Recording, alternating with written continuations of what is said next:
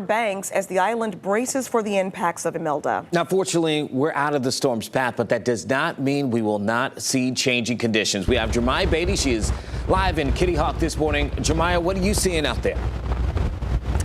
Hey there, Eugene, Ashley. As you can see, my hair is whipping around in this wind. We're dealing with wind speeds up from 20 to 25 miles per hour.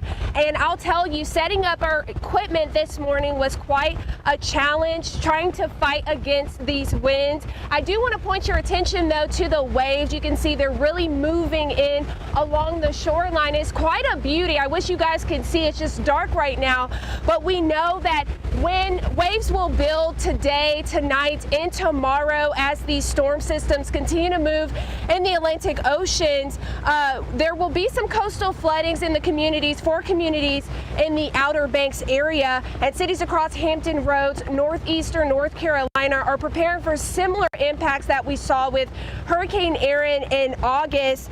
And while we're not expecting to have direct impact from the tropical storm and hurricane, there are still some concerns for beach erosion, flooding, and rip current. So this is definitely not a day to enjoy the beach, as you've heard our meteorologist Craig Moeller say there earlier this morning. But we know NCDOT says they have their storm response down to a science. They have staged equipment along NC 12 to kind of prevent the outwash there.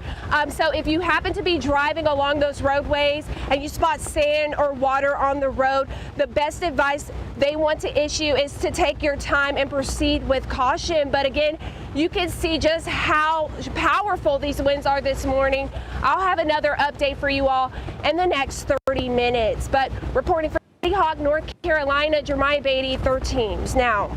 All right, Germyah, thanks. We're going to check back in with you later here on Daybreak. And you see, she's in Kitty Hawk, North Carolina, and Governor Josh Stein gave an update to reporters just over the last several hours, expecting impacts from Tropical Storm Imelda. Alex Littlehales has more on what he had to say.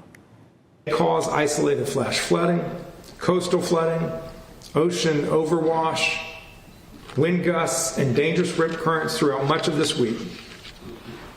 The storm will likely linger, and hazardous conditions on the coast may continue throughout the end of the week. So if you're visiting the beaches, please stay out of the water this week.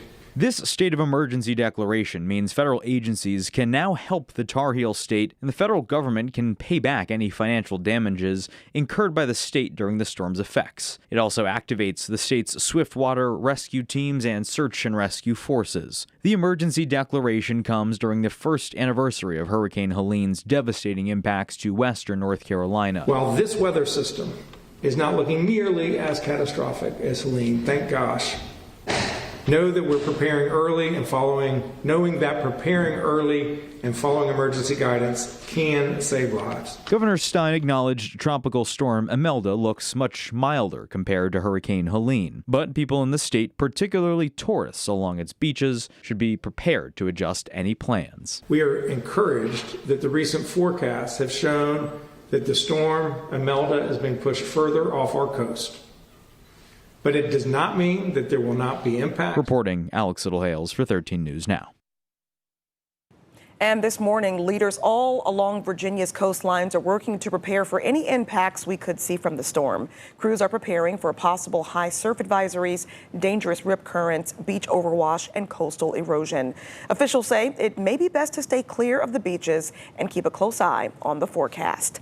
And a great way to do that is by downloading the 13 News Now mobile app. You can get the latest weather, traffic, and news updates sent right to your phone. You can head to your App Store or Google Play to get it for free. And in the meantime, let's get the latest check on the forecast with meteorologist Craig Moeller. Hey, Craig. All right, there's our day. You can see what's going on. Basically, our main headlines today, more clouds, stray showers. We just heard from Germyah. It's breezy. I wouldn't really say windy yet. I would say breezy. Winds have been gusting 20 to 25 miles per hour. We're going to see some additional gusts building eventually today at the ocean front. close to 30 miles per hour, 30 to 35 overnight. We might even see a couple of 40-mile-per-hour wind gusts, but more likely gusts to about 30 or 35 overnight and into tomorrow. So that's going to happen. Increasing winds. The surf is going to be an issue. And once that sun comes up, we'll hear more from Germyah down there at Kitty Hawk. She'll let us know what's going on. We do have big improvements later in the week. Excited about that. I also want to let you know we have our coastal flood alerts, a coastal flood advisory for Manio down through the northern Outer Banks, the southern Outer Banks. Once you go south of Oregon Inlet, we have coastal flood warnings. So that's what's going on down that way.